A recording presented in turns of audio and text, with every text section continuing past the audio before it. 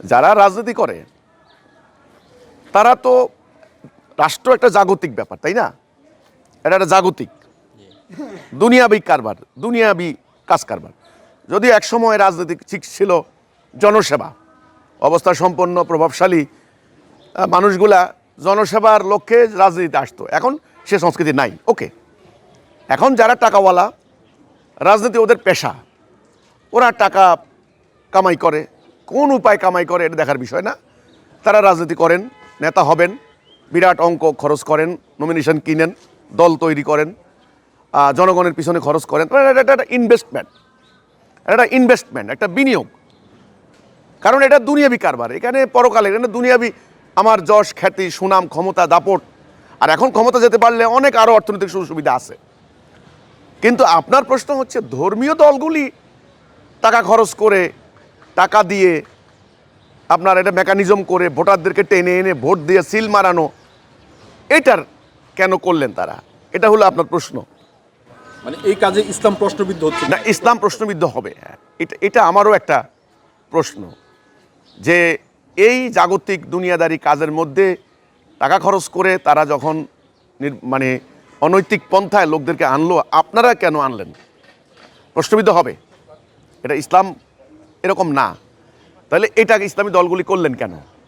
এখানে আমারও কথা একটা, যে না, ইসলামের প্রক্রিয়া কিন্তু এটা নয়, ইসলামের প্রক্রিয়া কিন্তু এই রাস্তা নয়। অন্যরা, ইসলামের বাহিরে যারা, তারা যে অনৈতিক পন্থায় স্বার্থ হাসিল করবে, আপনিও সেই পন্থায় স্বার্থ হাসিল করবেন। ইসলামের দর্শন কিন্তু এটা নয়, ইসলামের এথিক্স কিন্তু এটা নয়, ইসলামের এসেন্স কিন্তু এটা নয়, ইসলামের শিক্ষা কিন্তু, এডুকেশন কিন্তু এটা নয়। ইসলামের শিক্ষাটা কি? আল্লাহর কথা হলো আমার হুকুমকে মানবে কে মানবে না আগে বলে দাও, আগে পৌঁছাইয়া দাও।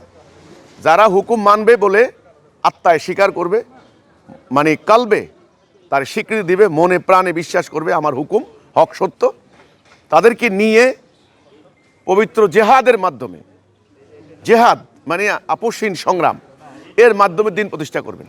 কিন্তু এনারা কি করলেন? এই নির্বাচন প্রক্রিয়ায় ব্যালট সিস্টেমে এটার মধ্যে ঢুকছেন, ঢুকে এটার নাম দিলেন জেহাদ, এখন এটার নাম দিলেন হেকমত।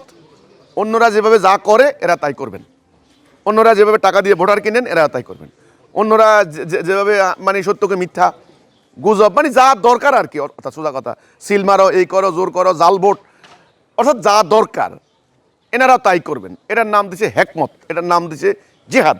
আমার কথা হলো এটা ভুল ব্যাখ্যা। এসব কারণেই কিন্তু আল্লাহ সাহায্য আসে নাই, আসবে না। নো, আমি মনে করি ইসলাম পবিত্র একটা জীবন ব্যবস্থা, এর পবিত্রতা রক্ষা করা মোমেনদের দায়িত্ব, এবং মোমেনরা ঠিক আল্লাহ দেওয়া নির্দেশনা মোতাবেক দিন প্রতিষ্ঠার সংগ্রাম করবে, তবেই তার পবিত্রতা রক্ষা হবে। এই হচ্ছে কথাটা।